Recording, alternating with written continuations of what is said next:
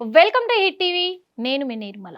మరి ప్రస్తుతం తెలంగాణ రాజకీయాల్లో ఏం జరుగుతుంది, భాషాజాలం ఎంతవరకు వెళ్తుంది, వాళ్ళు మాట్లాడుతున్న భాషా విధానం ప్రజలకి ఏం నేర్పిస్తుంది? అంటే రాజకీయ నాయకులకు ఒక న్యాయం, ప్రజలకు ఒక న్యాయం, సెలబ్రిటీలకు ఒక న్యాయం. ఏంటిది అసలు? అంటే వీళ్ళు ఇలా మాట్లాడొచ్చా, లేదా ఒకరిపై ఒకరు ఇలాంటి దుర్భాషలతోటి దూషించుకోవచ్చా? రాజకీయ నాయకులు ప్రజల్ని పక్కన పెట్టారా? ఇవన్నీ కూడా చాలా జరుగుతున్నాయి తెలంగాణ రాజకీయంలో. ఎందుకంటే తెలంగాణ ప్రజలే అయోమయానికి గురవుతున్నారు. ఏంటి వీటికి ఎలాంటి రూల్స్, అంటే అద్దు పద్దులు లేకుండా పోయినాయా? వీళ్ళకు భయం లేకుండా పోయిందా? రాజకీయ నాయకులేనా వీళ్ళు, లేకపోతే రాక్షస భటుల అనే విధంగా కూడా వెళ్తుంది సమాజంలో. అందుకే ఈరోజు క్లియర్గా మనము విశ్లేషించుకోవడానికి మన ముందు మరి అనాలిసిస్ట్ విజయ్ గోస్ట్ గారు ఉన్నారు, అలాగే advocate, high court advocate Tirupati Varma గారు ఉన్నారు, ఆస్ట్రాలజర్ కూడా ఇక్కడ సురేష్ బాబు గారు ఉన్నారు, గట్టపల్లి సురేష్ బాబు గారు. అందరూ అనుకోవచ్చు ఆస్ట్రాలజర్ కూడా ఎందుకున్నారు ఇక్కడ అని. ఎందుకంటే రాజకీయంలో ఎలాంటి భాషాజాలం వాడచ్చు, ఎలాంటి భాష వాడకూడదు, ఇంకొకటి మన రాజకీయం ఎటువైపు వెళ్తుంది, ఇంకా ఎలాంటి అంటే ఇంకా ఎలాంటి దారుణాలకు చోటు చేసుకోబోతుంది, ఇవన్నిటిపైన కూడా మాట్లాడడానికే ఈరోజు ప్రజలకు ఒక అవగాహన కల్పించడానికి, ఇంకొకటి ఇలాంటి దుర్మార్గమైన భాషాజాలానికి వెళ్తున్న ఈ రాజకీయ నాయకుల ఆగడాలకు అంతం చెక్ పెట్టడానికే ఈరోజు ఒక డిబేట్ లాంటి కార్యక్రమాన్ని పెట్టడం కూడా జరిగింది హిట్ టీవీ. ఎందుకంటే ఎవరు భయపడట్లే. ఇక్కడ ఉన్న రాజకీయ నాయకులు ఎంతవరకైనా వెళ్తున్నారు, నేనేం చేసినా చెల్తాది అనే ధీమాలో వాళ్ళ వేలో వాళ్ళు చేసుకుంటూ వెళ్తున్నారు. అందుకే ఈరోజు చట్టపరంగా, న్యాయపరంగా ఎలాంటి నియమ నిబంధనలు ఉన్నాయి అని తెలియచేయడానికే ఈరోజు ఈ ప్రయత్నం చేస్తున్నాము. ముందుగా మరి సార్ మీకు నమస్తే అండి. విజయ్ గారు, తిరుపతి వర్మ గారు, అలాగే సురేష్ బాబు గారు, అందరికీ నమస్తే. మరి మా హిట్ టీవీకి వచ్చినందుకు కూడా మీకు హృదయపూర్వక ధన్యవాదాలు సార్. ముందుగా ఎందుకంటే మన తెలంగాణ రాష్ట్రంలో, మన తెలంగాణ ప్రభుత్వంలో రాజకీయ నాయకులు ఎవరు ఎక్కడ ఏం మాట్లాడుతున్నారనేది తెలియట్లే. వాస్తవంగా ప్రజల్ని పక్కన పెట్టి, వాళ్ళకి ఇచ్చిన హామీలను పక్కన పెట్టి, అభివృద్ధిని పక్కన పెట్టి ఒకరిపైన ఒకరు దూషించుకుంటూ, మళ్ళీ అదే కాకుండా వాళ్ళు ఏమంటారు, దాదాగిరులు చేస్తున్నారు రాజకీయ నాయకులు. వాస్తవంగా చెప్పాలంటే నువ్వేం చేస్తావో చెయ్యి, నువ్వు చేసుకున్న మమ్మల్ని ఎవరు అడిగేవాళ్ళు లేరు, చట్టం మాది, న్యాయం మాది, పోలీస్ డిపార్ట్మెంట్ మాది, మేమేది చెప్తే అది చెల్తాది అని రాజకీయ నాయకులు అంటున్నారు. అన్ని ఆల్ పార్టీస్ రాజకీయ నాయకులు ఇదే చూస్తున్నాం సార్. దీనివల్ల ఏమవుతుందంటే ప్రజలు నలిగిపోతూ ఉన్నారు. మొన్న ఎగ్జాంపుల్గా చూసుకుంటే ఇప్పుడు 2 రోజుల క్రితమే సార్ పాడి కౌశిక్ రెడ్డి సీఎం రేవంత్ రెడ్డి గారి పైన కొన్ని ఎలిగేషన్స్ చేయడం జరిగింది ఢిల్లీ పర్యటనలో భాగంగా. అంటే అక్కడ కాపురం పెట్టేశారు, పిఏను కూడా వదలట్లేదు, అందరితో ఒక అక్రమ సంబంధం లాగా మాట్లాడారు. అంటే ఒక సీఎం అన్నారు అని కాదు, ఇదే విధంగా వాళ్ళు కూడా ఒకప్పుడు ప్రతిపక్ష పార్టీ మీద మాట్లాడడం జరిగింది. అంటే ఇలాంటి పదజాలము రాజకీయ నాయకులే వాడుతూ ఒకరిపైన ఒకరు దూషించుకుంటారు. రాజకీయాల పట్ల మీరు ఏం చెప్తారు సార్? సో ఈ రోజుల్లో ఉన్న రాజకీయ నాయకుల్లో మనం అబ్జర్వ్ చేస్తుంది ఏంటంటే ఫిల్టర్ లేదు, నోటికి ఎంత మాట పడితే అంత మాట మాట్లాడటం. అలాగే మనం చూసుకున్నట్లయితే ఇప్పుడు పొలిటీషియన్స్ బిహేవియర్ సెంట్రల్ నుంచి కూడా, ఇక్కడని కాదు స్టేట్ వైడ్ గా కాకుండా కంట్రీ వైడ్ గా చూసినా కూడా, నిన్న పార్లమెంట్ లో తేజస్వి యాదవ్, ఎవరు లాలూ ప్రసాద్ యాదవ్ గారి సన్, చాలా డిరాగేటరీ, అసలు మనం సభ్య సమాజం తల వంచుకోవాల్సినటువంటి గెస్చర్స్ చేశాడు ఆయన. చాలా దరిద్రంగా చేశాడు ఆ గెస్చర్ ని పార్లమెంట్ సాక్షిగా. సో అక్కడ తీసుకుంటే ప్రెసెంట్ టుడేస్ పొలిటీషియన్స్ కూడా వితౌట్ ఫిల్టర్ నోటుకు వచ్చిన అలా మాట్లాడుతుంటే సొసైటీకి వాళ్ళు ఏం చెప్పదలుచుకుంటున్నారు, ఏం నేర్పించదలుచుకుంటున్నారు, పూర్తిగా రాంగ్. అసలు ప్రజలకు కావాల్సిన నీడ్స్ వీటి గురించి వాళ్ళు కాన్సన్ట్రేట్ చేయాలి, కానీ ఈ రకమైన మాటలు ఇవన్నీ అనేది చాలా బాధాకరం. కాకపోతే పర్టికులర్ పొలిటీషియన్ అని కాదు కానివ్వండి, మీరు పొలిటీషియన్స్ కూడా ఒక కన్క్లూజన్కి వచ్చారు. కన్క్లూజన్ ఏంటంటే ప్రజలకి ఇది వరల్డ్ వైడ్గా ఉన్నది, పొలిటికల్ సిస్టమ్కి ఉన్న వరల్డ్ వైడ్గా ఉన్నది ఏంటంటే, ప్రజలు మౌత్ ఫుల్, అదే స్టమక్ ఫుల్ అయితే కనుక దే విల్ స్టార్ట్ క్వశ్చనింగ్. కడుపు నిండా అన్ని ఇచ్చేసారనుకోండి ప్రజలకి, గవర్నమెంట్ని క్వశ్చన్ చేస్తారు, అడగకపోయినప్పుడు వాంతి అవుతుంది. So keep them hungry maintain the political parties అన్నట్టు. అసలు ప్రజలకు కూడా గొంతెం కోరికలు, ఓటంటే ఒకటి పొలిటీషియన్ కూడా అర్థమైపోయింది. వీడికి ఎంత చేసినా సరే రేపు పొద్దున వీడు ఇంతేరా బాబాడు, ఏ టైంలో ఎవరికి ఓటేస్తాడో తెలియదు. వీళ్ళని విస్మరించేశారు, పక్కన పెట్టేసి ఈ రకమైన అలానే కనపడుతుంది.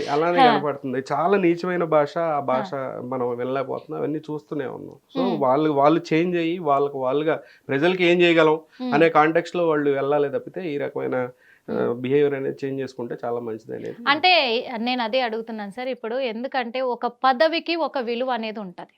వాస్తవంగా ఒక పదవిలో కూర్చున్న వాళ్ళకు ఒక విలువ అనేది ఉంటుంది. రాష్ట్రానికి రాజు, సీఎం అంటారు. అదేవిధంగా మనం చూసుకున్నట్లయితే ఎమ్మెల్యేలు, ఎంపీలు వీళ్ళందరూ కూడా, అది ఏ పార్టీ అయినా కానీ, ఒక పార్టీ కాదు. అంటే ఆ పార్టీకి వాల్యూ ఇవ్వాలా, మనిషికి వాల్యూ ఇచ్చి మాట్లాడాలా? ఆ వాల్యూస్ అతిక్రమించి వాల్యూ లేకుండా మాట్లాడితే, అంటే ఆ భాషాజాలం కావచ్చు, అవన్నీ కూడా దుర్భాషలు ఆడొచ్చా అసలు? అలాంటి పదవిలో ఉన్న వాళ్ళని వాడితే ఎలాంటి శిక్షలు వర్తిస్తాయంట? ఒక ఇంటికి యజమాని ఫాదర్ అండ్ మదర్. అయితే ఫాదర్ను మదర్ను అంటే వాళ్ళు కొన్ని తప్పులు ఒప్పులు రకరకాల ఇష్యూస్ ఉన్నాయి, రకరకాల ప్రాబ్లమ్స్ తో వస్తారు. వాళ్ళు ఏ విధంగా అడ్మినిస్ట్రేట్ చేయాలి, ఏ విధంగా పాలించాలి, ఏ విధంగా సాదుకోవాలి అనే ఒక ఆలోచనతోనే ఉంటారు. వాళ్ళు ఉన్నప్పుడు కొన్ని ఇంట్లో కొన్ని ఇబ్బందులు ఏర్పడతాయి. ఇబ్బందులు ఏర్పడినంత మాత్రాన వాళ్ళు పేరెంట్స్ ను తిట్టే హక్కు ఎవరికి లేదు. ఎందుకంటే ఇక్కడ మనకు పేరెంట్ లాంటి వాడు సీఎం. ఎందుకంటే గవర్నర్ ఫస్ట్ పర్సన్ అయితే సీఎం మనందరినీ పాలిస్తున్నాడు. ఆయనకు సుభిక్షంగా మంచిగా ఉంటేనే ఈ అంత ప్రజలంతా మంచిగా ఉంటారు. సో అదే గాని నీకు అంటే ఈ పాడి కౌశిక్ రెడ్డి విషయంలో చూస్తే, పాడి కౌశిక్ రెడ్డికి ప్రత్యర్థి ఎక్కడ, ఆయన స్థాయి ఏంది, ఆయన ఎక్కడ ఉండాలి, ఆయన ఒక ఎమ్మెల్యే స్థాయి. ఆయన ప్రత్యర్థి ఎవరు, అపోజిషన్ పార్టీ ఉంటారు, ఏదో పార్టీ వాళ్ళు ఉంటారు. సో ఆయన తిట్టాలి, అక్కడ ఉన్న ప్రజల కోసం ఏమైనా మంచి చేయాలి, దాని గురించి మాట్లాడాలి. నువ్వు కేసీఆర్ స్థాయి, కేటీఆర్ స్థాయి, రేవంత్ రెడ్డి స్థాయి మాట్లాడే హక్కు నీకు లేదు.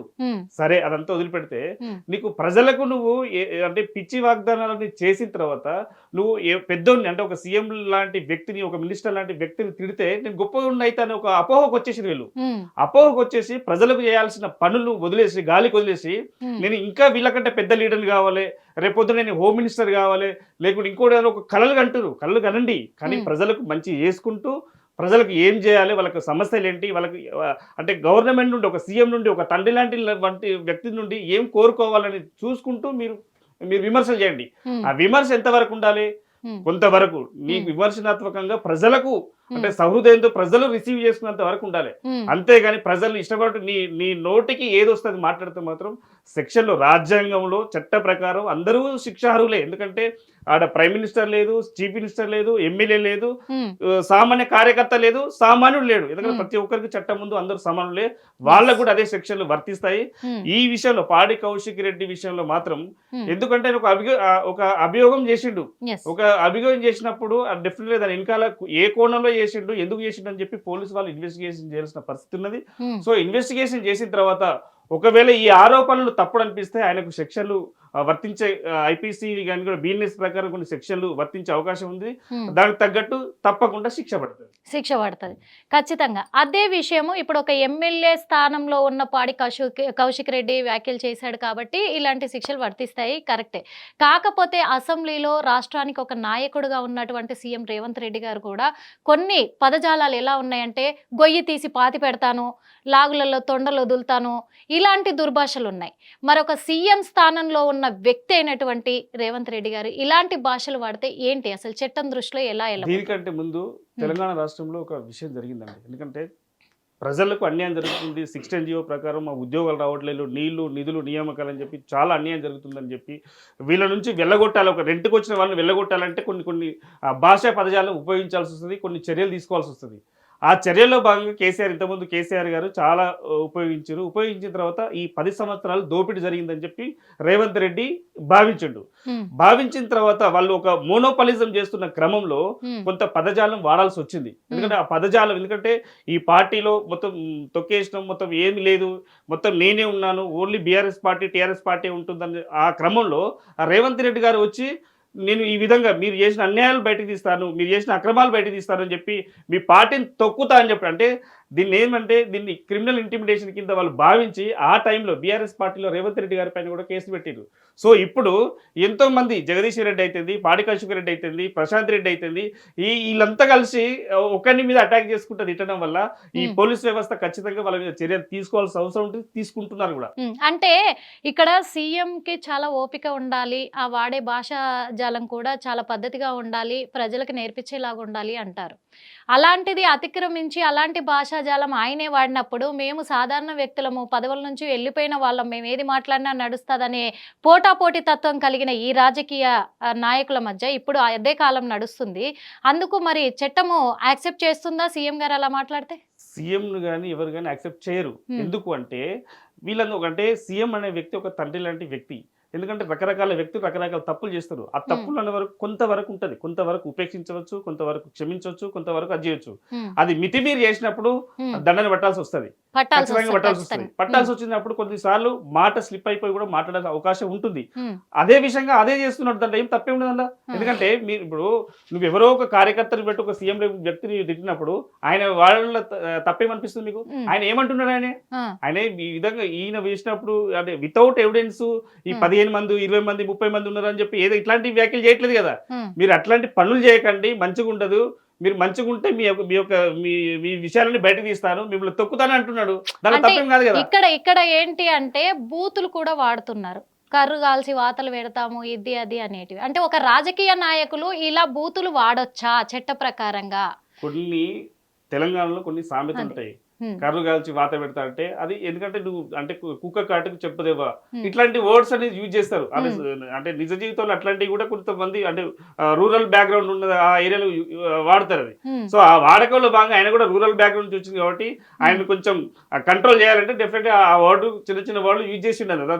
దాంట్లో తప్పేం లేదు. ఎందుకంటే మనకు పుస్తకాలలో ఉన్నాయి, మన దగ్గర రాసిన అంటే కవులు కవయితులు రాసిన పుస్తకాలలో ఉన్నాయి మన ఇట్లాంటి వర్డ్స్. కానీ ప్రోవర్బ్స్ ఈ యొక్క సామెతలు కూడా సందర్భాన్ని బట్టి వాడాల్సి ఉంటుంది. కానీ కొన్ని సందర్భాల్లో అవి ఏంటంటే ఆ యొక్క అర్థం మారిపోతుంది. ఇప్పుడు కవిత గారిని తీసుకుంటే మల్లన్న చేసిన కామెంట్ చాలా నీచంగా అనే పద్ధతిలో సందర్భం కాదు కదా, కావాలని చెప్పి ఆయనకు కూడా తెలుసు, అది వాంటెడ్లీనే అన్నాడు. ఆయనకున్న అర్థం వేరేనే, ఆయనకున్న సామెత అర్థం కాదు. చాలా క్లియర్ గా అందరూ ఐడెంటిఫై చేశారు. చాలా మంది మనోభావాలు దెబ్బతిన్నాయి ఆ విషయంలో. సో ఇట్లాంటి ఈ నీచమైన మాటలు, నీచమైన ప్రకటనలు అంటే సామెతలను అంటలేదు, సామెతను కూడా కొన్ని సందర్భాల్లో చూసి వాడాలి. ఒక లేడీ ఉన్నప్పుడు అట్లా వాడటం కూడా కరెక్ట్ కాదు. ఇంకొకటి ఏంటంటే మరి రాజకీయ నాయకులే ఇలాంటి పదజాలం వాడుతూ ఉంటే మరి పబ్లిక్ సంగతి ఏంటి? ఎందుకంటే చట్టం దృష్టిలో ఇదంతా అంటే ఒక సిచ్యువేషన్ బట్టి అలా వాళ్ళకు బుద్ధి చెప్పడానికి ఇలాంటి పదాలు వాడారు అని చెప్పేసి అంటున్నారు కదా, తప్పేముంది దాంట్లో? అంటే మరి చట్టం దీన్ని యాక్సెప్ట్ చేస్తుందా? దీనికి ఎలాంటి అంటే వీళ్ళకి ఎలాంటి రూల్స్ పాటించవా? ఎందుకంటే ఇప్పుడు వీళ్ళే మాట్లాడినప్పుడు రేపు ప్రజలు కూడా, సామాన్య ప్రజలు కూడా ఏదైనా అనుకుంటారు, ఏదైనా మాట్లాడుకుని తెగింపు చేస్తారు. అలాంటిది ప్రజావేదికగా వీళ్ళు ఇలా మాట్లాడుతూ ఉంటే వీళ్ళకు చట్టం అనే రూల్స్, చట్టం ఎలాంటి రూల్స్ పెట్టలేదా? అది కావాలి. ఎందుకంటే ఒకరిని చూసి ఒకరు తయారవుతూ ఉన్నారు రాజకీయ నాయకులు, వాళ్ళ నోటికి వచ్చిందల్లా మాట్లాడేస్తూ. బేసికల్ గా రాజకీయ నాయకులు ప్రజల చేత, ప్రజల కోరకు ఏర్పడ్డ నాయకులు వాళ్ళు. అవును, ప్రజల చేత ఎన్నుకోబడిన వ్యక్తులు, ప్రజల చేత వాళ్ళు పేమెంట్ తీసుకున్న వ్యక్తులు. సో అలాంటి వ్యక్తులు ప్రజల కోసం, ప్రజల చేత ఎన్నుకున్న వ్యక్తులు ప్రజల కోసం చేయాల్సింది పోయి ప్రత్యర్థుల కోసం వాళ్ళ యొక్క చేస్తున్నారు. ఎందుకంటే మనకు మీడియా పరంగా ఒకటి కనబడుతుంది, రూపాయికరంగా ఒకటి కనబడుతుంది. సో వీళ్ళంతా అంటే ఏం ఫ్రెండ్షిప్ ఉన్నది, ఎట్లున్నది అనేది అది పక్కకు పెడితే వీళ్ళు ఏ విధంగా పదజాలం యూజ్ చేయడం వల్ల ప్రజలకు సందేశంతో పాటు వాళ్ళు సేవ చేస్తారని చెప్పి ఒక భావం పోతుంది. సో దానికి అంటే రకరకాల అపోహలు ఉన్నాయి. ఆ అపోహలు ఏ విధంగా ఉన్నది, ఎట్లా ఉన్నది అనేది ముందు మీరు సెక్షన్ అడుగుతుంది, దాని ప్రకారం చెప్పేస్తాం. అందుకే ఎందుకంటే ఇక్కడ నిన్న సీఎం రమేష్ గారి స్టేట్మెంట్స్ కూడా మనం తీసుకుంటే ఎప్పుడో పలానా ఎన్నో సంవత్సరంలో వచ్చారు కేటీఆర్ గారు వచ్చి కలిసారని చెప్పి స్టేట్మెంట్ ఇచ్చాడు. ఆయనకి ఇప్పుడే రాజకీయ నాయకుడు అని చెప్పి గుర్తొచ్చిందా? ఆయనకి ఇప్పుడే ఎథిక్స్ గుర్తొచ్చినాయి, ఈ రోజున వచ్చాడు. ఆ రోజు నుంచి ఏం చేస్తున్నావు? వచ్చింది కేటీఆర్ గారు నిన్న మొన్న కాదు కదా, ఇన్ కేసు ఆయన చెప్పిన దాని ప్రకారం ఎప్పుడో కదా వచ్చింది. ఈ రోజు ఏంటి, నీకు గుడ్ అని ప్రూవ్ చేసుకున్నా అంటే నిన్నదా బ్యాడ్ అని మీరు. సో ఆ పార్టీ కాంటెక్స్ట్ లో కాకుండా ప్రజల కాంటెక్స్ట్ లో మనం మాట్లాడుకుంటుంది ఏంటంటే ఈ టైప్ ఆఫ్ డ్రామా, పూర్తిగా డ్రామా, ప్రజలను విస్మరించారు, పక్కన పెట్టేశారు. చాలా బాధల్లో ఉన్నారు. మీరు ఆన్ ద రోడ్ వెళ్ళి చూస్తే ఇప్పుడున్న పొలిటీషియన్స్ అంతా టీవీల్లో కానీ యూట్యూబ్లో కానీ వస్తున్నారు ప్రజలు ఎట్లా ఉన్నారని. పూర్తిగా సరిగ్గా కనుక హౌ హ్యాపీ దే ఆర్ అని చెప్పి సర్వే కనుక చేస్తే టూ బ్యాడ్ పొజిషన్లో ఉన్నారు. కోవిడ్ తర్వాత చాలా దయనీయమైన స్థితిలో ఉన్నారు అన్ని వర్గాల వాళ్ళు కూడా. సో దాంట్లన్నీ పక్కన పెట్టేసి వీళ్ళకు ఒక పిఆర్ టీమ్. ఇప్పుడు సీఎంకి ఇప్పుడు నేను ఒకటి చెప్తున్నాను మేడం, సీఎం అనే అతన్ని ఒక కామన్ పబ్లిక్ ఇబ్బంది లేకుండా ధైర్యంగా ఇదిగో మీరు చేస్తున్న తప్పు అనగలిగే స్వేచ్ఛ అనేది ఉండాలి. ఉన్నప్పుడే ఆ సీఎం కానీ, ఆ పొలిటీషియన్ కానీ, ఒక ఎమ్మెల్యే కానీ, ఎంపీ కానీ ఏంటంటే తనకు తాను మార్చుకుంటాడు. నేను తప్పు చేస్తున్నాను, ప్రజలు ఇట్లా అంటున్నారు, సో నేను తప్పు చేస్తున్నాను, అది మార్చుకుంటే నెక్స్ట్ టైం గెలుస్తాడు. కానీ వాడి గొంతు నొక్కేద్దామని చూసినప్పుడు అవన్నీ చాలా బ్యాడ్ వేలో వెళ్తుంది అని అంటున్నాను. పొలిటీషియన్స్ కూడా ఏంటి పిఆర్ టీంలో ఉంటున్నాయి. ఆయన ఏదైనా వీడియో ఏ పొలిటీషియన్ అయినా సరే వచ్చింది అని అంటే ఫేక్ లైక్లు, ఫేక్ కామెంట్స్ అవి చూసుకొని చూసారా రీచ్ అని చెప్పి వాళ్ళే సంతోషపడటం. ఏంటంటే వీళ్ళు అనుకుంటున్నారు ఒకరి మీద ఒకరు కేసులు పెట్టుకుంటున్నారు, కానీ అది పోలీస్ స్టేషన్ తోటే క్లోజ్ అయిపోతుంది ఏంటి మరి? కోర్టు వరకు ఎందుకు వెళ్ళట్లే వీళ్ళ కేసులు? ఇంతకుముందు గతంలో బీఆర్ఎస్ ప్రభుత్వంలో గౌరవ ముఖ్యమంత్రి రేవంత్ రెడ్డి గారి పైన కూడా చాలా అంటే ప్రోవోకింగ్ వర్డ్, అంటే మీరు అన్నారు కదా తొక్క నారా తీస్తా అది దాన్ని ఒక వర్డ్స్ యూజ్ చేసింది కదా, దానివల్ల అసలు నారా తీస్తా అనే వర్డ్ చిన్నది. ఈ పాడి కౌశిక్ రెడ్డి మాట్లాడిన విషయంలో వస్తే ఆయన ఒక పిసిసి ప్రెసిడెంట్ ఉన్నాడు అండ్ ఒక పార్టీకి ఆయన ఒక అధ్యక్షుడు ఉన్నప్పుడు ఆయన ఏం చేసిన ఒక ప్రొవోకింగ్ వర్డ్స్ యూజ్ చేసిండు. ఆ యూజ్ చేయడం వల్ల మిర్యాలగూడలో అంటే నల్గొండ జిల్లాలో ఆయన మీద చాలా కేసులు పెట్టి ఆయన రిమాండ్ చేద్దామని కూడా ప్రయత్నం చేశారు. ఎంత చేసినా ఆ పదజాలానికి ఎంతవరకు సెక్షన్లు వర్తిస్తాయి, ఏ సెక్షన్లు వర్తిస్తాయి అనేది చెప్పి దాన్ని ఉన్నది. సో ఇంటిమిడేషన్, క్రిమినల్ ఇంటిమిడేషన్, లేదంటే ఒక ప్రాంతాల మధ్యలో ప్రజల మధ్యలో విభేదాలు అంటే విద్వేషపరంగా రెచ్చగొట్టే వ్యాఖ్యలు చేస్తే దానికి సెక్షన్స్ వర్తిస్తాయి. సో అంతవరకు కరెక్టే. కానీ నీకు అది ఏంటంటే ఒక పార్టీ బేస్డ్ ఒక ప్రత్యర్థి అన్నట్టు ఒక సీఎం లెవెల్ వ్యక్తి తిట్టడం అంటే ప్రొవోక్ చేయడం వేరు. ఎక్కడో ఒక సామాన్య కార్యకర్త పోయి ఆయన తీసుకుపోయి ఒక సీఎం వ్యక్తిని తిట్టడం అనేది ఇది చాలా ఖండించాల్సిన విషయం. దీనికి ఖచ్చితంగా వాళ్ళ మీద చర్యలు తీసుకోవాల్సిన చర్యలు తీసుకుంటారు. ఎందుకంటే ఇక్కడ సుమోటోగా మన పోలీసు వాళ్ళు కూడా కేసు ఎఫ్ఐఆర్ చేసి నమోదు చేసే అవకాశం ఉంటుంది. దీనికి హ్యూమన్ రైట్స్ కమిషన్లు ఉన్నాయి. ఎందుకంటే దీనికి సంబంధించిన విషయాలు ఏమున్నా కానీ ప్రజలకు సంబంధించిన విషయాలు కాబట్టి డెఫినెట్లీగా వాళ్ళు కూడా సుమోటోగా కేసు బుక్ చేసి వాళ్ళకి నోటీస్ ఇచ్చే అవకాశం చేయొచ్చు.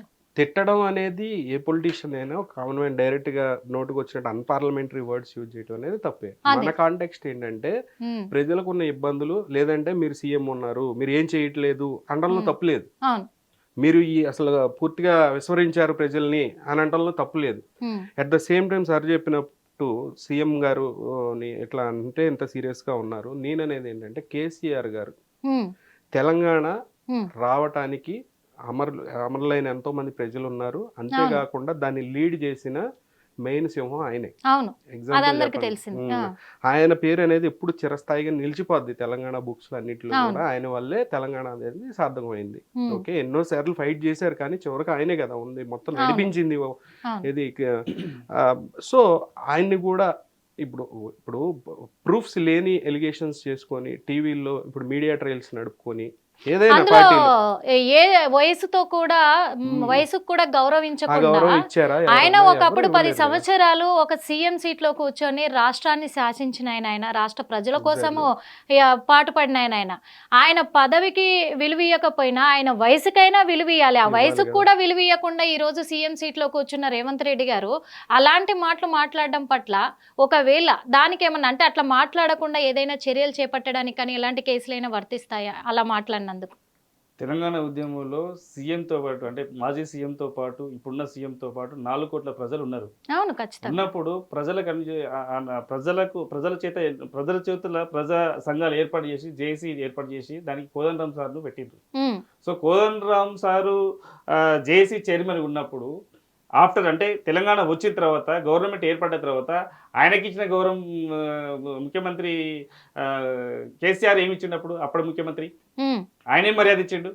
సో సరే సరే ఇప్పుడు ఎవరికి మర్యాద ఇచ్చిండు ఇవ్వడం కాదు, అంటే మీరు ఏజ్ అంటున్నారు, ఏజ్ ఫ్యాక్టరీ చెప్తున్నారు కాబట్టి ఆ ఏజ్ కు ఆయన కంటే పెద్దోడు మరి, ఈయన ఒక ప్రొఫెసర్ లేకుంటే వీసీగా చేసిండు, రకరకాల అంటే పొజిషన్ పోయిండు అని, ఆ పోయిన తర్వాత ఆయనకు ఇచ్చిన మర్యాద ఈయనేంటి ఏమున్నది, ఆయన తిట్టాల్సిన అవసరం ఉన్నది. ఆయన కనీసం ఆయనకు అపాయింట్మెంట్ ఇవ్వకుండా, అంటే ఒక గవర్నమెంట్ నుండి గవర్నమెంట్ రావడానికి అంటే ప్రజా సంఘాల చేత ఏర్పడ్డ ఒక నాయకుడు, జేఏసీ నాయకుడికి నీకు ప్రజల సమస్యలు చెప్పడానికి పోతే దానికి కూడా అపాయింట్మెంట్ ఇవ్వలేదు.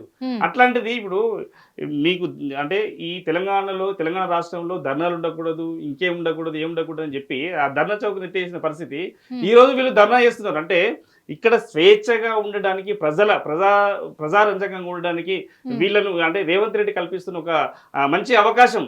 సో అంతకుముందు ఆ 10 సంవత్సరాలు ఎప్పుడు కూడా ఏ అవకాశం, ఎందుకంటే ఈ చిన్న డ్రోన్ పోతేనే ఆయన కేసేసి 15 రోజులు లోపల పెట్టిరు. సో ఇట్లాంటి డ్రోన్లు వీళ్ళు హీరోలై పెద్ద పెద్ద వాళ్ళు డీసీపీలు, ఏసీపీలు, డిఐజీ స్థాయి వ్యక్తులు ఈ మధ్యలో ఎదుర్కొంటున్నారు, ఏసీపీ కేసులు ఎదుర్కొంటున్నారు. సో దానికి ఏంది పరిష్కారం?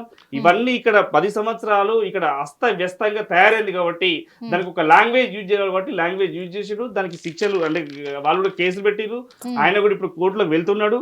సో అదే కేసులు ఇవి ఇప్పుడు ఎందుకు పెట్టట్లేదు, ఎందుకు జరుగుతుంది ఇన్వెస్టిగేషన్? అందుకే అడుగుతున్నా, లాపరంగా ఎలాంటి కేసులు వర్తిస్తాయి వీళ్ళకి? ఎందుకంటే అది ఇక్కడ సీఎం రేవంత్ రెడ్డి గారు కావచ్చు, అక్కడ మాజీ సీఎం కేసీఆర్ గారు కావచ్చు. ఇక్కడ టెలిఫోన్ ట్యాపింగ్ గురించి చెప్పారు. నేనేమంటానంటే, నేను అవుట్ ఆఫ్ ద బాక్స్ మాట్లాడుతున్నాను. దాంట్లో ఏంటి, పొలిటీషియన్స్ ఇప్పుడు వరకు ఎవరైనా కన్విక్ట్ అయ్యారా? ఇది కొన్ని స్వతంత్రం వచ్చిన తర్వాత ఎవరైనా కన్విక్ట్ అయ్యారా? ఎప్పుడు ప్రముఖులు పట్టుబడ్డారు డ్రగ్స్ కేసులో, ప్రముఖులు ఉన్నారు పలానా చోట అని అంటారు. ఆ ప్రముఖుల పేర్లు ఎవరైనా బయట పెట్టారా ఈ రోజుకి? వాళ్ళకి శిక్షలు పడినాయా? పడవు.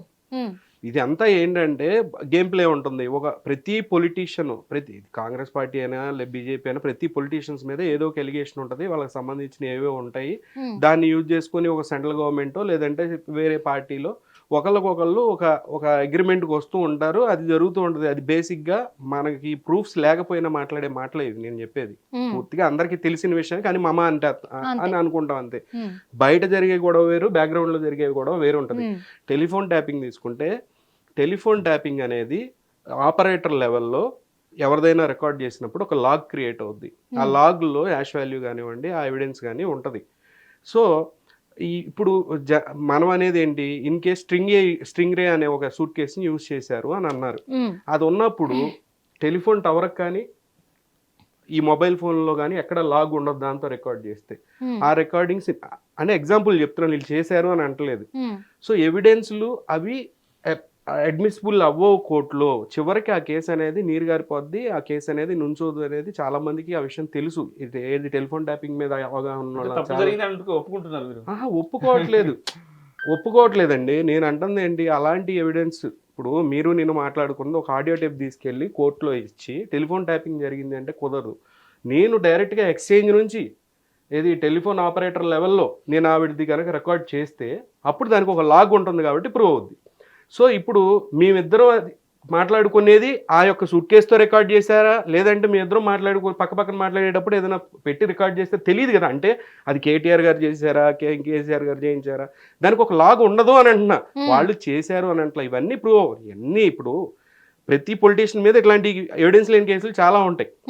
ఇవన్నీ టీవీలో తీసుకొచ్చి ప్రజల బాధలన్నీ పక్కన పెట్టి వీటి గురించి డిబేట్ కార్యక్రమాలు పెట్టేసి అనవసరమైంది. అంటే చివరాఖరికి ఎండ్కి వచ్చేసరికి ఎవరు కన్విక్ట్ అవ్వరు, ఎవరు లోపలికి వెళ్ళరు, ఏమీ జరగదంటున్నా నేను.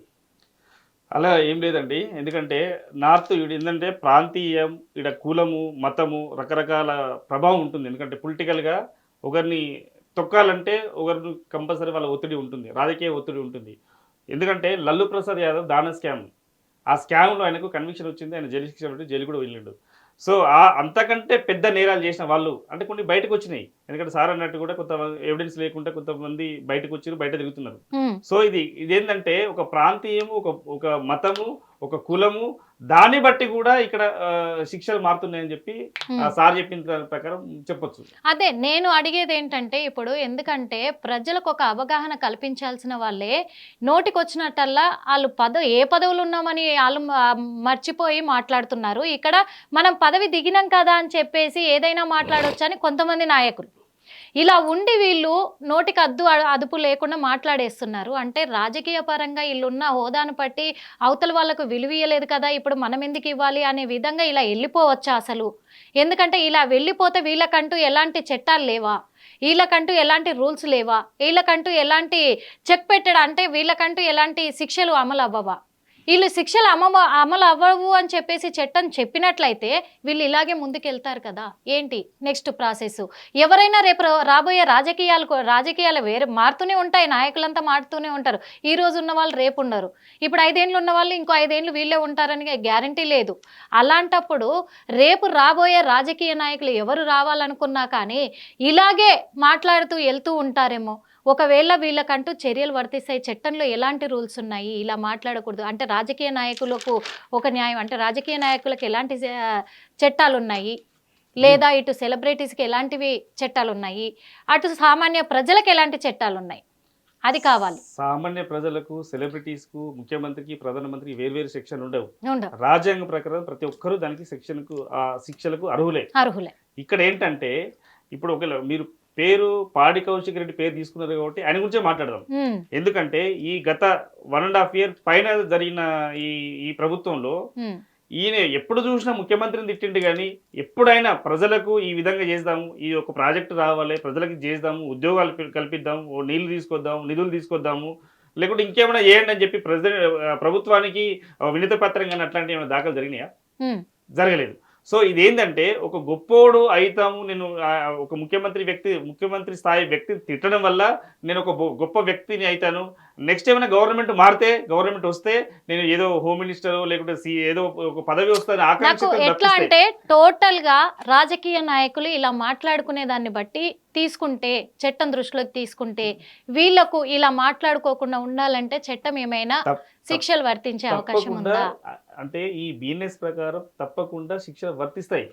ఎందుకు వర్తించవు? ఎందుకంటే ఒకరిని ప్రొవోక్ చేసి ఇంటిమిడేట్ చేయడం వల్ల అది ఒక ఇంటిమిడేషన్ కింద, క్రిమినల్ ఇంటిమిడేషన్ కిందకి వస్తుంది. అంటే ప్రొవోకింగ్ 506 అండ్ ఐపీసీ 506 ప్రకారం నిన్ను చంపేస్తా లేకుంటే బెదిరింపు చర్యలు చేసినా కానీ ఆ శిక్ష సామాన్యునికైనా పొలిటీషియన్ కైనా సేమ్. సో దానికి అంతే ట్రెస్పాస్. ఇప్పుడు మనం లాస్ట్ టైం డ్రోన్ కేసు పడింది, ఒక ప్రైవేట్ ప్లేస్లకు ఒక డ్రోన్ వెళ్ళడం వల్ల ఆ శిక్షను వర్తించింది. ఆయన పొలిటీషియనే కదా, పిసిసి ప్రెసిడెంట్ ఉన్నాడు. సో ఇంతకుముందు ఎందుకు ఇప్పుడు ఈ మాజీ ముఖ్యమంత్రి ఉన్నాడు, లేకుంటే ఇంకో వేరే వాళ్ళు ఉన్నారు, వీళ్ళందరికీ శిక్షలు వర్తిస్తున్నాయి. దాన్ని ఏ విధంగా ఎవిడెన్స్ కలెక్ట్ చేస్తారు, ఏ విధంగా వాళ్ళను విట్నెస్ ను సబ్మిట్ చేస్తారు, ఏ విధంగా సైంటిఫిక్ ఎవిడెన్స్ ఇస్తారు, దాన్ని బట్టి వాళ్ళకి శిక్షలు ఉంటాయి. కానీ డెఫినెట్లీ ప్రతి ఒక్కరికి అంటే చట్టం ముందు అందరూ సమానమే. సామాన్య ఇప్పుడు ప్రజలైనా కానీ పొలిటీషియన్, పెద్ద పొలిటీషియన్ అయినా కానీ సమానమే. ఇందాక సార్ అడిగారు నన్ను, ఇప్పుడు అంటే మీరు కేటీఆర్ గారు చేశారంటే నేను అట్లా ఆ కాంటెక్స్లో చెప్పట్లేదు. నేను చెప్పేది ఏంటంటే 15 ఆంధ్ర తెలంగాణ వేరైనప్పుడు 10 సంవత్సరాల పాటు ఆంధ్రప్రదేశ్ కానీ తెలంగాణకు కానీ హైదరాబాద్ ఉమ్మడి రాజధానిగా ఉంది. ఉన్న సమయంలో ల్యాండ్ ఆర్డర్ ఇష్యూస్ ఉన్నప్పుడు బేసిక్గానే సెంట్రల్ గవర్నమెంట్ ఏంటంటే అక్కడ ఉన్న శాంతి భద్రతల దృష్ట్యా లేదా అక్కడ ఉన్న ఇంటర్నల్ సెక్యూరిటీ దృష్ట్యా ఏంటంటే కొన్ని సందర్భాల్లో ఈ పరికరాలను మీరు యూజ్ చేయొచ్చు అని చెప్తారు. బేసిక్గా ఒకటేసారి ఎక్కడైనా గ్రూప్గా గ్యాదర్ అయినప్పుడు ఒక 10,000 మంది 20,000 మంది అయినప్పుడు అనేది ఈ స్టింగ్రే డివైజులు కొన్ని కాల్ టైపింగ్ డివైజులు అనేవి యూజ్ చేస్తారు. చేసినప్పుడు అక్కడ ఏదన్నా టెర్రరిస్ట్ యాక్టివిటీ, అసాంఘిక కార్యకలాపాలు ఏమైనా చేస్తున్నారా, మరి లేదంటే ఎవరన్నా ఇలాంటి గ్యాంగ్స్ ఏమన్నా ఆపరేషన్స్లో కానీ కొన్ని గ్యాంగ్స్ ఉండేవి అప్పట్లో, నయీం అని చెప్పేసి ఆ గ్యాంగ్ ఆపరేషన్స్ ఎక్కువ ఉండేవి. అలాంటి టైంలో నయీం అనే గ్యాంగ్ వాళ్ళతో చాలామంది హైదరాబాద్ తెలంగాణలో చాలామంది సెటిల్మెంట్లు చేసుకున్నారు.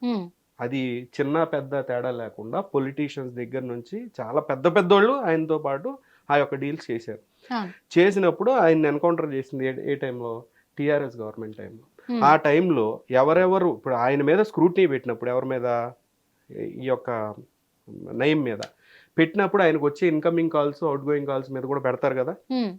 దానిలో పొలిటీషియన్స్, పోలీసులు, లేదనంటే గనక జర్నలిస్టులు అయి ఉండొచ్చు, లేదనంటే గనక బాగా డబ్బు ఉన్న వ్యక్తులు, హీరోయిన్లు కూడా అవ్వచ్చు కదా.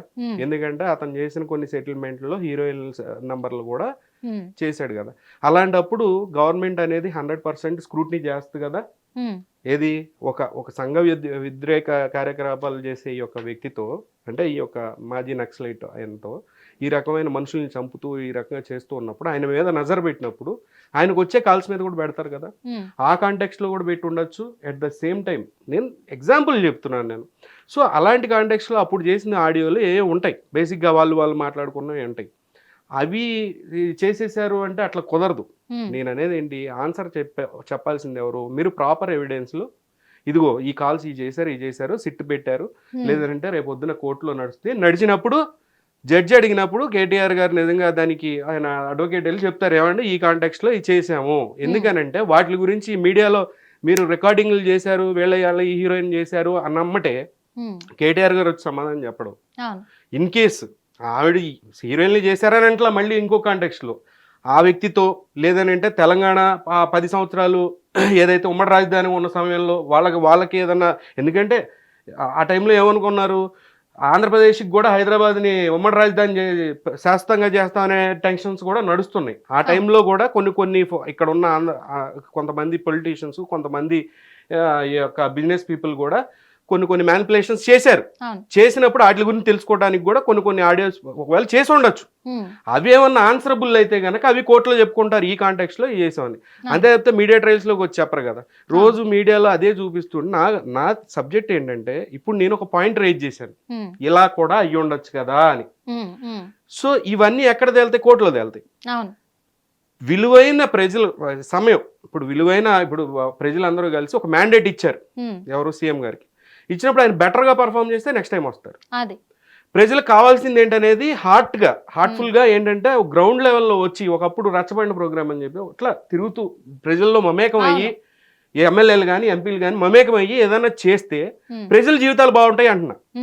ఈ అడ్డమైన చెత్త అంతా రోజుకి నేను ఒకటి చెప్తున్నాను మేడం, టెలిఫోన్ ట్యాపింగ్ ఒక 10 మంది పొలిటీషియన్లు, 10 మంది పోలీసులు, లేదంటే కనుక ఒక 20 మంది జర్నలిస్టులు ట్యాపింగ్ చేశారు, ఒక 2 హీరోయిన్లు అంటున్నారు మీరు. రోజు ప్రతి నిమిషం, ప్రతి గంట, ప్రతిరోజు తెలంగాణలో కానీ తెలుగు రాష్ట్రాల్లో ప్రజలకు సంబంధించిన డేటా లీక్లు అవుతున్నాయి. ప్రజలకు సంబంధించిన డేటా లీక్ అంటే మనకు సంబంధించిన పేరు, మన ఫోన్ నెంబరు, మనం ఏం చేస్తాం ఏంటి, మన డేటా మొత్తం లీక్ అవుతుంది. డార్క్ వెబ్లో అమ్ముతున్నారు. ఏది రోడ్డు మీద పచారీ సామాన్లు అమ్మినట్టు మన డేటాను అమ్ముతున్నారు. స్కామర్లు ఆ యొక్క డేటాను తీసుకొని ఫోన్లు చేసి మేము సిబిఐ నుంచి చేస్తున్నాం, మేము పలానా నుంచి చేస్తున్నాం అంటూ బెదిరించి, ఆల్రెడీ అన్ఎంప్లాయ్మెంట్తో బాధపడుతుంది ఇప్పుడు ప్రజెంట్ సొసైటీ. అన్ఎంప్లాయ్మెంట్ చాలా ఇబ్బందుల్లో ఉన్న టైంలో వాళ్ళని అంటే మీకు అర్థమవుతుంది కదా. సో ఈ రకంగా దాని మీద కదా మీరు కాన్సన్ట్రేట్ చేయాల్సింది, దాని మీద కదా సీరియస్ గా తీసుకోవాల్సింది. సరే టెలిఫోన్ ట్యాపింగ్ చేశారు, ఎవ్రీడే అది చేశారు, అక్కడ అమెరికా నుంచి ఈయన తీసుకొచ్చాము ఇది చేసాం, అవసరం లేదు. ఒకవేళ ఉంటే కనుక కోర్ట్ స్కూల్లో ఉంటారు, అడ్వకేట్స్ ఉంటారు, వాళ్ళు చూసుకుంటారు.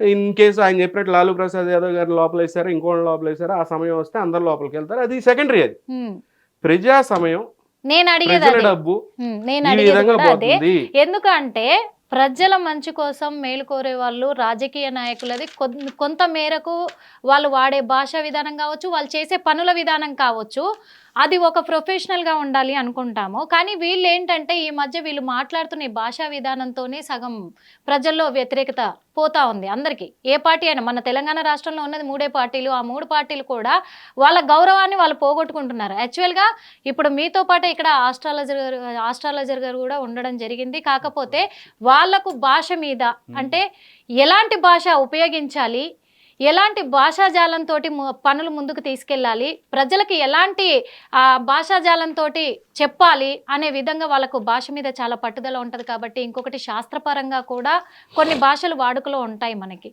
అంటే ఈ పొలిటికల్ వాళ్ళు ఇలాంటి భాషాజాలం వాడొచ్చా, లేకపోతే ఎలాంటి భాషాజాలం వాడొచ్చు, మరి ఈ రాజకీయ రణరంగం ఎక్కడికి వెళ్ళబోతుంది, ఎందుకు ఇప్పటికి ఇలా మారింది అనే విషయాలు కూడా అడిగి తెలుసుకుందాము.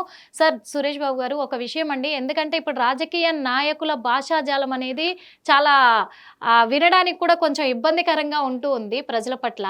అదే కాకుండా గతంలో ఉన్న రాజకీయ నాయకులు ఒక పద్ధతితో వాళ్ళ వ్యవహారం కూడా మాట్లాడే పద్ధతి కూడా చాలా బాగుండేది భాషాజాలము. ఇప్పుడు ఎందుకు రాజకీయాలలో ఇన్ని కుట్రలు కుతంత్రాలు ఇలాంటి మాటలు వస్తున్నాయి? రేపు రాజకీయం ఇంకా ఎలా ఉండబోతుంది అంటారు? అంటే మసిబూసి మారేడికాయ అని ఉంటుంది కదా, మీకు ఐడియా ఉందా? ఇప్పుడు మనకి సనాతన ధర్మం ఏం చెప్తుంది అంటే, మనిషికి ఒక పదవి కానివ్వండి, ఒక క్యాడర్ కానివ్వండి, ఒక ఉన్నత స్థానాన్ని కల్పించినప్పుడు తన అదృష్టం అని చెప్పొచ్చు. అవును. తన ఒక జాతక ప్రకారంగా కావచ్చు, తన ఒక నడవడిక ప్రకారంగా కావచ్చు, తనకి ప్రజల్లో ఉన్నటువంటి పేరు ప్రఖ్యాత ప్రకారంగా కావచ్చు, ఒక పదవి అనేది ఏర్పడితే ఏనాడు ఏ జన్మలోనూ చేసుకున్నటువంటి పునర్జన్మ అదృష్టం అంటారు దాన్ని. అవును. మనకి సనాతన ధర్మం ఏం చెప్తుంది అంటే మనం మాట్లాడేవంటిది ప్రతి మనిషి కూడా శిక్షార్హులే. అది ఎలా అంటే మనం చేసే పనుల వల్లే అవుతుంది. మనకు ముఖ్యంగా చూసే చూపు, మాట్లాడే నోరు, వినేటువంటి చెవులు, ఇవి ముఖ్యమైనటువంటి భాగాలు మనిషి జీవితంలో. ఇవి ఏవైనా సరే చెడు దారి పట్టింది అంటే ఖచ్చితంగా తనకి తానే రాసుకున్నటువంటి బుక్, తనకి తానే వేసుకున్నటువంటి శిక్షలు. ఇది ఒకటైతే పదజాలం గురించి మాట్లాడినట్టయితే ఈ పదజాలం అనేది మనిషి జీవితంలో వారి యొక్క సనాతన ధర్మం, వారి తల్లిదండ్రులు, వారి గురువు గారు కొంత భాషా జనాలను అయితే నేర్పుతారు. 16 భాషలు మాట్లాడినప్పటికీ వాళ్ళ మదర్ లాంగ్వేజ్ అనేది ఒకటి ఉంటుంది. మనం ఏదైతే మాట్లాడాలి, ఎదుటి వ్యక్తితో ఎలా దూషించాలి, ఎలా ఉండాలి, దూషించేది కూడా మనకి నేర్పుతారు. ఇలాగ కోపం వచ్చినప్పుడు ఎలా మాట్లాడాలి, ఎలా ఉండాలి అనేది. అలానే ఎదుటి వ్యక్తిని దూషించడం ద్వారా, వారు అనవసరమైనటువంటి విషయాలు దూషించడం ద్వారా, దూషించడం పద్ధతి మార్చుకోవడం ద్వారా వారు దానికి శిక్ష అనేది ఖచ్చితంగా పైన అనేది రాసి ఉంటుంది. అది అనుభవించకుండా అయితే తప్పదు. అది భూమి మీద అనుభవించిన తర్వాత ఇది అవుతుంది. అయితే వీరు ఇక్కడ ఇంకోటి ఏంటంటే కక్ష సాధింపు చర్యలు, ఓర్పు లేని తత్వం. అంటే వారు ఏదో చేశారు అవకాశం ఉన్నప్పుడు దానికి విరుద్ధంగా వీరు చేయాలి అనే ఒక వీరి యొక్క మధ్యన మాత్రమే జరిగేటువంటి సంఘర్షణలో దీంట్లో బలి అవుతుంది ఎవరంటే ప్రజలు. ఇప్పుడు మన కురుక్షేత్రం చూస్తుంటారు మీరు. కురుక్షేత్రంలో ఎన్నో వేల మంది చనిపోతూ ఉంటారు. మనకి పాకిస్తాన్కి భారతదేశానికి యుద్ధమైనప్పుడు ఎన్నో వేల మంది చనిపోతూ ఉంటారు. ఇందులో చనిపోతారు ఎవరు? భటులు, రాజభటులు. అక్కడ ఇదంటే ఇక్కడ మిలిటరీ వాళ్ళు, సైన్యం, సామాన్యుల మానవులు చనిపోతూ ఉంటారు. వారికి పద భాషలతోనూ సంబంధం లేదు. ఎవరైతే ఇక్కడ లీడరు, అక్కడ లీడర్ ఉంటారో వారిద్దరు యుద్ధం చేసుకోరు. ఎప్పుడు కూడా వారిద్దరూ లాస్ట్ ఉంటారు. ఈ ప్రజల్ని, అమాయకుల్ని వీరందరినీ ముందు చూస్తారు, వాళ్ళని రెచ్చగొట్టి. హిట్లర్ సైతం కూడా మీరు చూస్తుంటే కనుక హిట్లర్ కూడా వారి హిప్నటిజం లా చేసి అక్కడ ఉన్నటువంటి వారి యొక్క భటులందరూ అక్కడ వారి లాంగ్వేజ్లో మిలిటరీ సైన్యాన్ని అందరినీ కూడా హిప్నటిజం చేయించి వారికి ఏం తెలియదు, గన్ తీసుకొని కాల్చమంటే కాల్చేస్తూనే ఉంటాడు. వానికి బుల్లెట్లు తగిలినా కూడా తగిలిన అనేది లేకుండా ప్రాణం ఉన్నంత వరకు ఎదుటి వాళ్ళని కాలుస్తూ ఉంటారు. అది ఏంటంటే హిప్నటిజం ద్వారా వాళ్ళని చేసేసి సంహరించినటువంటి విధానాలు అయితే మనకి చాలా ఉన్నాయి. అంటే ఇదంతా కూడా మనం చూసినట్టయితే వారి స్వార్థం. ఎవరైతే రాజభోగాలు అనుభవిస్తారో ఆ రాజభోగాలకి అలవాటు పడి వారి స్వార్థం కోసము అందరినీ వాడుకోవటం. ఇప్పుడు మన దగ్గర డబ్బు ఉంది అంటే ఒక సర్వెంట్ని పెట్టుకుంటాం. ఆ సర్వెంట్ ప్రకారంగా వారు చేసుకుంటూ వెళ్ళిపోతారు. ఆ సర్వెంట్ని దూషించామనుకోండి, మన దగ్గర డబ్బులు తీసుకొని పని చేసేటువంటి సర్వెంట్ కదా, ఏదైనా అనొచ్చు అని చెప్పి అనుకుంటాం. వారు మనిషి అని గమనించుకోవాలి. వారికి ఆ పదవి వారి యొక్క పద్ధతి ప్రకారంగా, వారి యొక్క పనితీరు ప్రకారంగా వారు చేసుకుంటారు. వారు చేసుకోలేకపోతే మీ సమయం మొత్తం వెయిట్ చేసుకుని అంట్లు కడుక్కొని కూర్చోలేం కదా. మీరు 10 మందికి మంచి చేయాలి కాబట్టి అలాంటి వారిని మనం కింద పెట్టుకుంటే వాళ్ళు పని చేసుకుని డబ్బులు తీసుకుని వెళ్తారు. అలానే మన సనాతన ధర్మం కూడా దూషించడం ద్వారా అనుభవించేది కూడా చాలా ఎక్కువగా కనబడుతుంది. ఈ సనాతన ధర్మం ద్వారా కనిపించే కూడా ఏంటంటే ప్రజల్ని మంచి చేసేటువంటి తత్వానికి తీసుకెళ్ళాలి, మంచి దారిలో నడిపించాలి. ఎప్పుడు కూడా ఒక లీడర్ అనేటువంటి వ్యక్తి, ఒక రాజు అనేటువంటి వ్యక్తి అక్కడ ఒక యజ్ఞం చేసే అవసరం లేదు, ఒక దీక్ష తీసుకోవాలి. ఆ దీక్ష ఎలా ఉండాలి అంటే ప్రజల మంచి కోసం, ప్రజల శ్రేయస్సు కోసం. అది ఎలా అంటే ఒక ఇంట్లో ఒక పెద్ద మనిషి ఉంటే ప్రతిరోజు దీపద్వైప నైవేద్యం చేస్తారు. ఎందుకు? ఆ ఇల్లంతా బాగుండాలి, స్వచ్ఛశామలంగా ఉండాలి, సుఖంగా ఉండాలి, బయటికి వెళ్ళిన వాళ్ళు ఇంట్లోకి రావాలి, ప్రశాంతంగా బ్రతకాలి. ఈరోజు 5 ఏళ్ళు లోపలికి వెళ్ళాలి, తినాలి ప్రశాంతంగా, ఎవరికి చెడు చేయకూడదు అనే తత్వంతో ఆ ఇంట్లో ఉన్నటువంటి వ్యక్తి ఎప్పటికప్పుడు దేవునికి కోరుతూ ఉంటారు, వారి కులదైవానికి మొక్కుతూ ఉంటారు, వారి ఇంట్లో పెద్దలకి గౌరవించుకొని నమస్కారం చేసుకుంటూ ఉంటారు.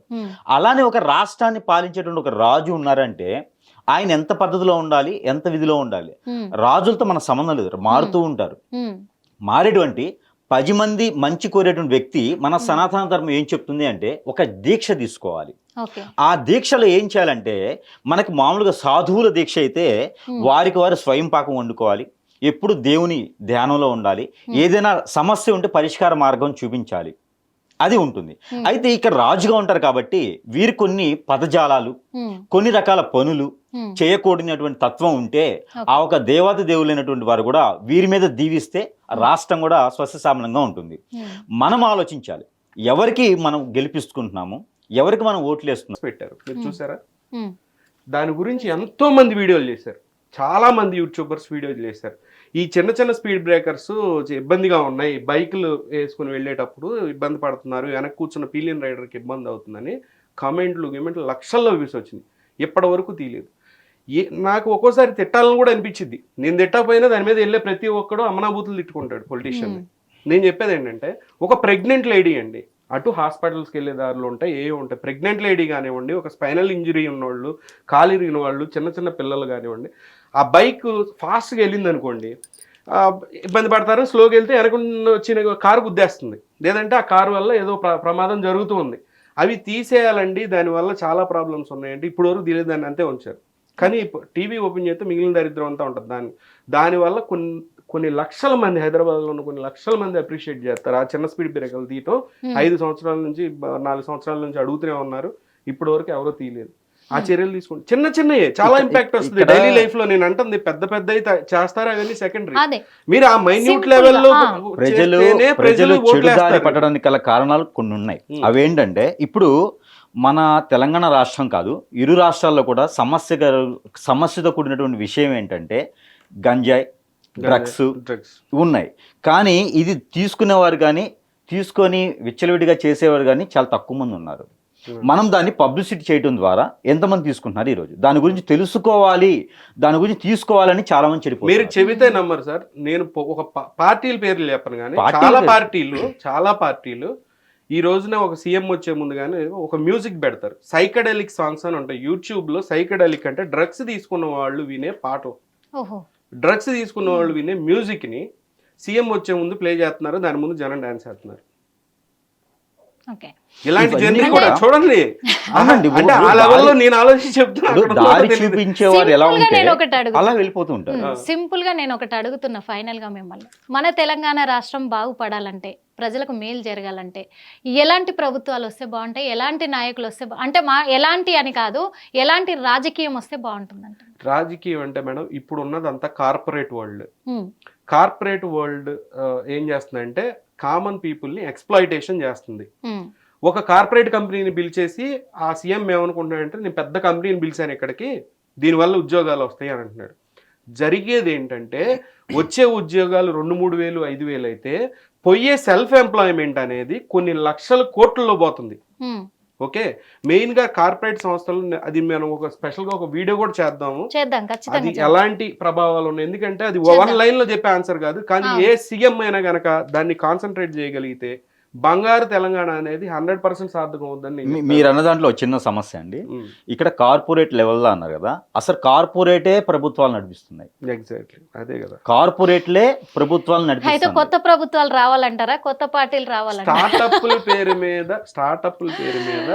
స్టార్టప్స్ పేరు మీద జనాల్ని రక్తం లాగేసే కంపెనీలు చాలా ఉన్నాయి. నేను ఒక ఎగ్జాంపుల్ చెప్తాను మేడం, దీని గురించి ఏంటి మనం డీటెయిల్ గా చేద్దాము, ప్రజలకు తెలియజేద్దాం. దానిలో నేను మిమ్మల్ని అడుగుతాను సార్, లేదని మిమ్మల్ని అడుగుతాను. 500 రూపాయలు తీసుకొని మీరు బయటికి వెళ్ళి ఏదైనా కొనుక్కోండి, 500 రూపాయలు ఖర్చు పెట్టండి. ఆ 500 రూపాయలు మీరు ఖర్చు పెట్టేవి సాయంత్రానికి స్టేట్ దాటి వెళ్ళిపోతున్నాయి అని చెప్తున్నాను నేను. మీరు వెళ్ళి పసుపు ప్యాకెట్ కొనండి, అది మహారాష్ట్రలో మేడ్ అయ్యి వస్తుంది. కుంకుమ ప్యాకెట్ కొనండి, ఎక్కడో తయారయ్యి వస్తుంది. ఒక అగరబత్తి ప్యాకెట్లు బయట నుంచి వస్తాయి. చివరికి మీరు తినే చిప్స్ ఇవి కూడా జైపూర్ నుంచి, బికానేర్ నుంచి తయారయ్యి ఇక్కడికి వస్తున్నాయి. మీరు ర్యాపిడో ఎక్కితే అదే సంస్థలు ఢిల్లీలో రిజిస్టర్ అయ్యి ఉన్నాయి. మీరు ఎక్కడికి వెళ్ళినా పూర్తిగా మీరు బుక్ మై షోలో బుక్ చేసుకుంటే అక్కడ అంటే చూడండి, ఇక్కడ 1 రూపీ కూడా స్టేట్లో ఉంటుందా, ఏదో విధంగా బయటికి వెళ్ళిపోతుంది ఈ యొక్క స్టార్టప్ల పేరు మీద. వీటి మీద రెగ్యులేషన్స్ ఉండాలి. కొన్ని రెగ్యులేట్ చేయగలిగితే కనుక కొన్ని బిజినెస్లో రెగ్యులేషన్స్ అనేవి పెట్టగలిగితే. ఎందుకంటే ఇప్పటి వరకు అలా రాయలేదండి సరిగ్గా, ఇంకా కూడా డెవలపింగ్ స్టేజ్లో ఉంది. ఇప్పుడు మీలాంటి లాయర్స్, సీనియర్ లాయర్స్, మీరు అలాంటి ఏమైనా పిల్లు వేసి పిఐఎల్ వేసి కనుక వాటిలో ఏమైనా రిఫార్మ్ చేస్తే చాలా మంచిగా ఉంటుంది. సో నేను అంటుంది అది అనమాట, మైన్యూట్ లెవెల్లో చేస్తేనే ప్రజలు వాళ్ళ లైఫ్ స్టైల్ అనేది మారుద్ది అంటున్నా. ఇంతకు ముందు ఎలా ఉండేది 10 years బ్యాక్ హైదరాబాద్ సస్యశ్యామలంగా చాలా ఇంట్రెస్టింగ్గా ఉండేది. ఇప్పుడు చూడండి ఏ బిజినెస్ పెట్టినా పోతుంది, ఓకే సార్. ఏది వచ్చినా అయితే పోతుంది. సో చివరిగా introduction అడ్వకేట్ గారిని ఒకటి అడుగుదాం అనుకుంటున్నాను సార్. ప్రజల నుంచి అడుగుతున్నా, నేను ప్రజల పక్షాన ఉండి అడుగుతున్నాను. ప్రజలకు ఇప్పుడే అని కాదు, గత ప్రభుత్వం ఉన్నప్పుడు కానీ ఇప్పుడు కానీ ఎప్పుడైనా సరే రాజకీయాలలో నడుస్తున్న ఈ వ్యవహారాలు ప్రజలకు నచ్చడం లేదు. వాస్తవంగా చెప్పాలంటే వాళ్ళు మాట్లాడుకునే ఆ భాష నచ్చడం లేదు, వాళ్ళు చేస్తున్న పాలన నచ్చడం లేదు. సింపుల్గా చెప్పాలంటే మీకు అర్థమయ్యేలాగా, ఎందుకంటే ప్రజలే మేమేమన్నా యాక్షన్ తీసుకోవచ్చా చట్టపరంగా వీళ్ళు మాట్లాడుతున్న మాటలకి? ఆ టైంలో ఎవరైనా మాట్లాడినియండి, ఇటు కాంగ్రెస్ కావచ్చు, ఇటు బీఆర్ఎస్ కావచ్చు, అటు బీజేపీ కావచ్చు, ఏ నాయకులైనా సరే ఒక దుర్భాష విధంగా ఆ భాషను ఉపయోగించినట్లయితే అది ప్రజలకు నచ్చడం లేదు. మేము ప్రజల పక్షాన, మేము ఒక అంటే ప్రజలలాగా, ఒక సామాన్యుల్లాగా నేనేమన్నా కేసు వేయొచ్చా వాళ్ళ మీద అనేలాగా ప్రజలు కోరుకుంటున్నారు. అంటే ప్రజలు యాక్షన్ తీసుకోవచ్చా వాళ్ళ భాషాజాలం మీద? ఎందుకంటే రాజకీయ నాయకులు వాళ్ళ వ్యక్తిత్వాన్ని మర్చిపోయి ఎలా ఉందంటే వాళ్ళ భాషాజాలము ఓపెన్గా మీకు చట్టానికి కోర్టు కావచ్చు, చట్టానికి కావచ్చు అర్థమయ్యేలాగా నేను చెప్తున్నా ఒక ప్రజా మనిషిగానే.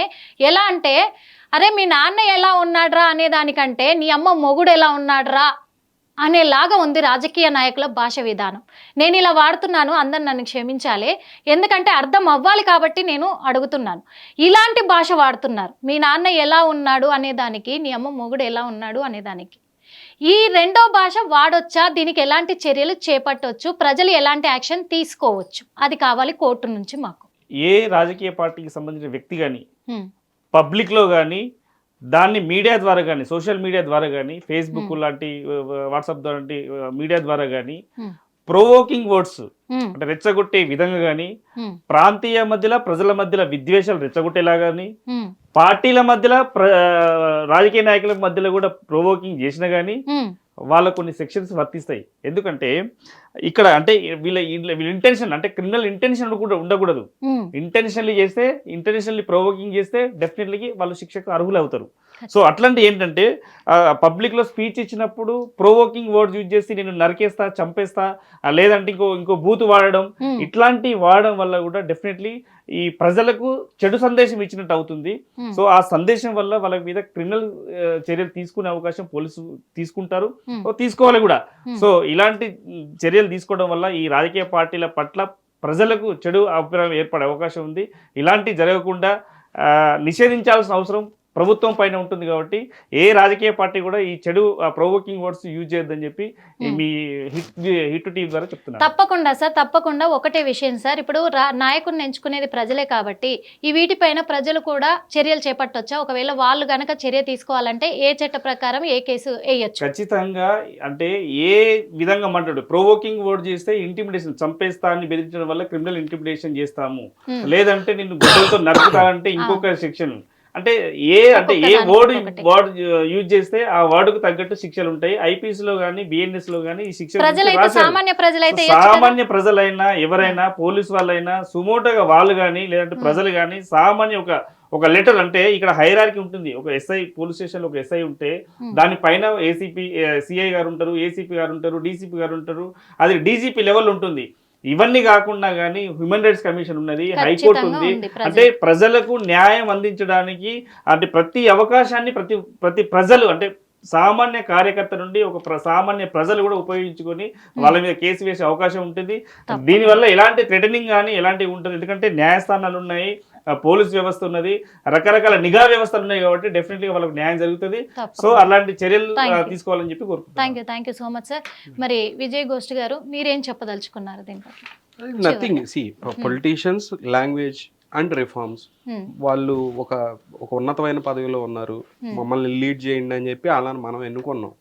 ఎవరిని? లీడర్స్ని మనం ఎన్నుకొని ఏం చెప్పామంటే మాకు మంచి జరిగేలా చూడండి అని అన్నాం. చూడమన్నప్పుడు వాళ్ళు they should have some filters. Provoke చేసినా, ఇంకోటి చేసినా వాళ్ళకు ఉన్న ఆ పదవిలో ఏంటంటే అట్లా రెస్పాండ్ అవ్వకూడదు. That's a responsible position. సరే, ఇంకొక పార్టీ ఈ రకంగా మాట్లాడిందంటే మీరు డిప్లొమాటిక్గా మాట్లాడచ్చు. సరే, వాళ్ళు అన్నారు అని అంటే నేను అంటాను అని అంటే అది కరెక్ట్ కాదు కదా. వాళ్ళు అన్నారు, నేను అంటాను, that is not right. So మీకేమన్నా లీగల్ ప్రొసీజర్స్ ఉంటే చేసుకోవాలి. ప్రతి చిన్న మాటనే పొద్దున్న సెన్సేషన్ బ్రేకింగ్ న్యూస్ చేస్తూ ప్రతిరోజు అంతే జరుగుతుంది. అవనేవి తగ్గి రిఫార్మ్స్ చేసుకుంటూ ప్రజలకు కావాల్సిన మైన్యూట్ లెవెల్లో, సీఎం లెవెల్లో ఉన్న వాళ్ళు ఇంతకుముందు ఏంటంటే రోడ్డు సందు గొంతుకి వెళ్ళి ఏదో ఒక రోజు ఒక ఫ్రీ టైం చూసుకొని కొన్ని ఏరియాలు తిరుగుతూ చేసేవాళ్ళు, ఇప్పుడు చేస్తున్నారు. బట్ మైన్యూట్ లెవెల్లో చాలా మటుకి ప్రాబ్లమ్స్ అంతే ఉండిపోయినాయి. ఇన్స్టెంట్ డెసిషన్ అనేది తీసుకోగలగాలి, డెసిషన్ మేకింగ్ చేసి అవి ఏమన్నా చేస్తే ఏంటంటే నెక్స్ట్ టైం ప్రజలు కూడా మంచిగా ఆలోచిస్తారు. లేదంటే కనుక అవి అలానే కంటిన్యూ అవుతా ఇంకా ప్రజలు ఉంటాయి, చర్యలు తీసుకుంటారు. తీసుకుంటారు. ఖచ్చితంగా. మీరు సార్ ఒక ఆస్ట్రాలజర్గా మీరు ఏం చెప్పవచ్చు? ఇక్కడ పదజాలానికి సంబంధించి కాబట్టి మాట్లాడుతుంది మనం. ఇప్పుడు ఒక బైక్ మీద హెల్మెట్ లేకపోతే, ఒక కారుకి సీట్ బెల్ట్ లేకపోతే ఎలాంటి శిక్షలు వేస్తున్నారు, ఎలాంటి పెనాల్టీలు వేస్తున్నారు. అదేవిధంగా ఎలక్షన్ ముందు ఎలా అయితే ఎలక్షన్ కమిషనర్ ఉందో అలాంటి కొత్త రకమైనటువంటి చట్టాలు రావాలి. ఇప్పుడు ప్రజలు కేసేసే తత్వానికి వెళ్ళిపోవాలి. ప్రజలు ఎవరండి కేసేస్తారు? ఎవరు బిజీలో వాళ్ళు ఉన్నారు. పొట్టకూటి కోసం ప్రభుత్వాలు వీళ్ళ దగ్గర నుంచి తీసుకునేటువంటి డబ్బులకి వీరి సంపాదన కోసమో, వీరి పొట్టకూటి కోసమో కష్టపడుతూ ఉంటారు. ఎవరికి ప్రజలకు అవసరం లేదు కేసులు వేసేదానికి. ఇలాంటి వాటికి ఎవరి మీద కేసులు పెట్టే అవసరం ఏముంది? అందుకని చెప్పేసి వారి ఇబ్బందులు వాడు పడుతున్నారు. కాబట్టి ఇలాంటి పదజాలం వాడిన వారికి ఆ పదవి నుంచి తొలగించడమో, లేదా ఎలక్షన్ కమిషన్ నుంచే డైరెక్ట్గా శిక్ష వేయడమో జరగాలి. అలాంటి కొత్త చట్టాలు వస్తేనే ఈ ప్రభుత్వాలకి సరైనటువంటి గుణపాఠం అనేది ఉంటుంది. ప్రభుత్వాలకే కాదు, పాలకులకు కూడా సరైనటువంటి అవగాహన ఉంటుంది. అక్కడ శిక్ష వారికే పడుతుంది కాబట్టి వీరు కూడా భయపడతారు. ఎవరైతే తీసుకుంటారో, ఎవరైతే చేస్తారో ఆ పదజాలం వచ్చిందా ఖచ్చితంగా వారికి శిక్ష అర్హులే. సిగ్నేచర్ పనికి రాకుండా చేయాలి. వారు సీఎం అయినా, పిఎం అయినా, మరొకరైనా సరే వారికి ఒక కమిషనర్ ఉంది. ఇక్కడ ఇది చూస్తే భయం అనేది ఖచ్చితంగా ఉంటుంది. ఒక సగటు మనిషికి హెల్మెట్ లేకపోతే ఎంతో కొంత పెనాల్టీ వేస్తారు, ఆపోజిట్లో వస్తే ఎంతో కొంత పెనాల్టీ వేస్తారు, సీట్ బెల్ట్ లేకపోతే వేస్తున్నారు. ఇవన్నీ సరిగా ఉన్నాయి. డ్రంక్ అండ్ డ్రైవ్ ఉంది. ఎలా అయితే అమలు చేస్తున్నారో అదేవిధంగా అక్కడ ఆన్ ది స్పాట్లో, అది అసెంబ్లీ అయినా పార్లమెంట్ అయినా అక్కడికక్కడే శిక్ష చేసే విధంగా, బయోగ్రఫ్ చేసే విధంగా ఉంటే మాత్రమే దీనికి ఒక కట్టుదిట్టమైనటువంటి చర్య ఉంటుంది.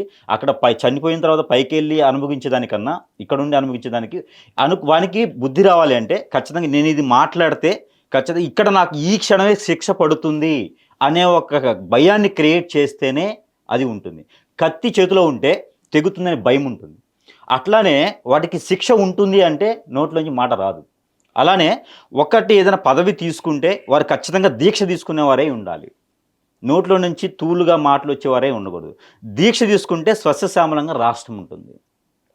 రామరాజ్యంగా ఉండాలంటే ఇలానే దీక్ష తీసుకునే ఉండాలి. నోటి నుంచి దూరుకు రాకూడదు. ఇప్పుడు మన అడ్వకేట్ గారు అన్నట్టుగానే శిక్షలు పడాలి, కానీ కొత్త చట్టాలు కూడా రావాలి. అప్పటికప్పుడే అమలు చేసే విధంగా ఉండాలి. మొబైల్ కోర్ట్స్ అనేది కూడా వారికి కూడా వర్తించాలి.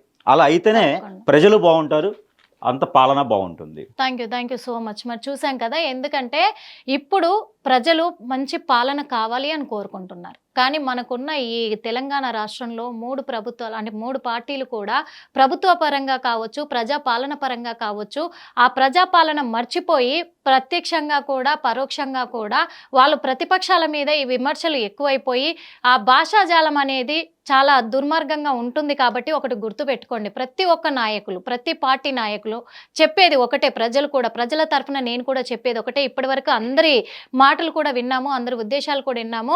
చట్టపరంగా, న్యాయపరంగా, కోర్టు పరంగా కూడా ప్రతి ఒక్క రాజకీయ నాయకుడికి కూడా శిక్షలు అమలవుతాయి. వాళ్ళు ఏ విధంగా కూడా దుర్మార్గంగా మాట్లాడినా, వాళ్ళకి ఇష్టం వచ్చినట్టు మాట్లాడినా, ఒకరిని దూషించే విధానంలో కూడా వల్గారిటీ ఉన్నా ఖచ్చితంగా చట్టాలు ఉన్నాయి, శిక్షలు ఉన్నాయి. ఆ శిక్షల పట్ల, చట్టాల పట్ల మీరు వ్యతిరేకంగా ఉన్న వ్యక్తిని దూషిస్తే ఆ వ్యక్తి వచ్చి కేసేస్తేనే అమలవుతాయని కాదు.